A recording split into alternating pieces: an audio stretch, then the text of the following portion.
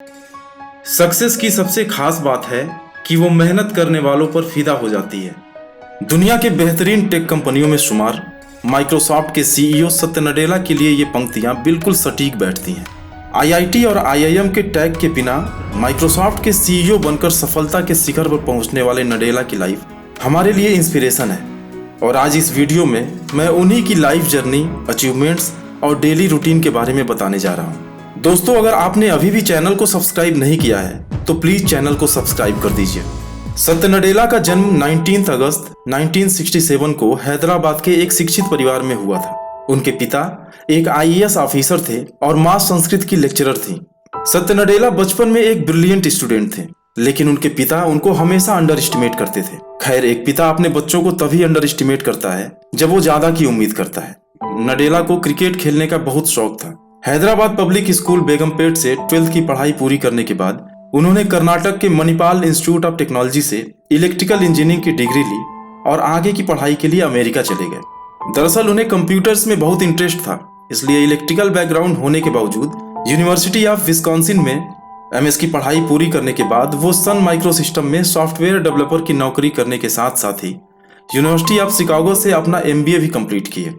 1992 में उन्होंने Microsoft join किया और इसी दौरान उनकी शादी उनके बचपन की कलीग अनुपमा से हो गई, जो उनके पिता के फ्रेंड की बेटी थी। अनुपमा एक आर्किटेक्ट हैं, लेकिन शादी के बाद वो जॉब नहीं कर पाई क्योंकि उनका पहला बेटा जैन एक स्पेशल चाइल्ड था और आज भी वो व्हील चेयर पे है। उसके बाद उनकी 2 बेटियां भी हुई। दोस्तों, अपनी फैमिली के इश्यूज को हैंडल करते हुए सत्य नडेला ने पूरी लगन से कंपनी का एक के बाद एक टास्क पूरा किया और जनवरी 99 में माइक्रोसॉफ्ट बी सेंट्रल का वाइस प्रेसिडेंट बनाए जाने के बाद उन्होंने कभी पीछे मुड़कर नहीं देखा। कंपनी के कई इंपॉर्टेंट पोजीशंस पे काम करते हुए उन्होंने अपनी योग्यता को साबित किया। माइक्रोसॉफ्ट के डेटाबेस, विंडोज सर्वर और डेवलपर टूल को अज्योर क्लाउड पे ले जाने के अलावा महज 3 सालों में क्लाउड सर्विस के रेवेन्यू को $16.6 बिलियन से $20.3 बिलियन पर पहुंचा दिया। स्टीव बामर के रिटायरमेंट के बाद फरवरी 2014 में सत्य नडेला को माइक्रोसॉफ्ट का तीसरा सीईओ बनाया गया, जिसके बाद वे माइक्रोसॉफ्ट के बिजनेस मॉडल को बदलने के लिए काम करने लगे।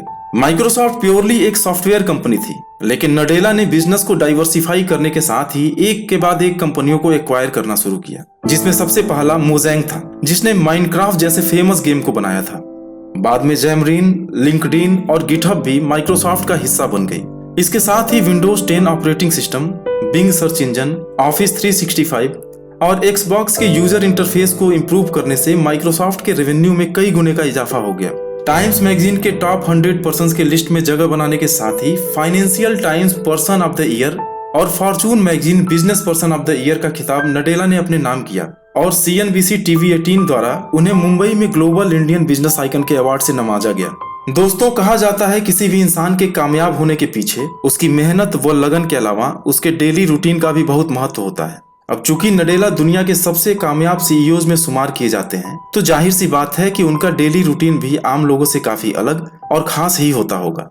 इसलिए चलिए अब हम आपको उनके डेली रूटीन और पर्सनल लाइफ से जुड़ी कुछ अहम बातों के बारे में बताते हैं, जिन्हें जानने के बाद यकीनन आपको भी काफी मोटिवेशन हासिल होगा।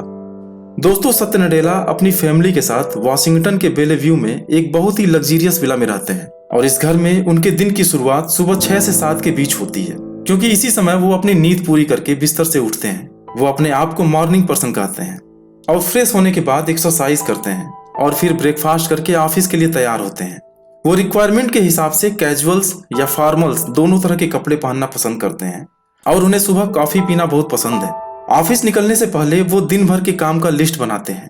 उनके पास लग्जरियस ब्रांड्स के कार का अच्छा कलेक्शन है। उनमें से किसी एक कार से वो अपने ऑफिस पहुंचते हैं और अपने लिखे हुए काम को पूरा करने में लग जाते हैं। काम के बीच में टाइम निकालकर वो ऑफिस में ही लंच करते हैं और सुनने में ये भी आया है कि वो वर्किंग आवर्स में 10 मिनट का समय निकालकर मेडिटेशन करते हैं। शाम को ब्रेकफास्ट के समय वो टी लेना पसंद करते हैं और कई इंटरव्यूज में उन्होंने कहा है कि हैदराबादी बिरयानी उन्हें बहुत पसंद है।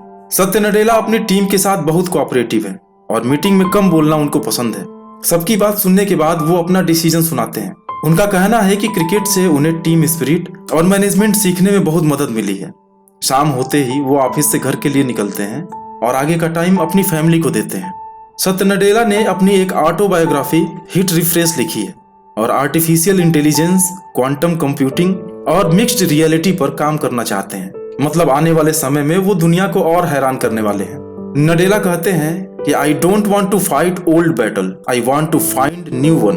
अब आज की अगर बात की जाए, इस समय सत्य नडेला की नेटवर्थ लगभग 3000 करोड़ रुपीज है और साथ ही उनकी एनुअल सैलरी लगभग 320 करोड़ रुपीज के आसपास है। यानी इस हिसाब से कैलकुलेट किया जाए तो उनकी एक दिन की सैलरी लगभग 88 लाख रुपीज निकल कर आती है। बाकी दोस्तों, आज की इस वीडियो में बस इतना ही।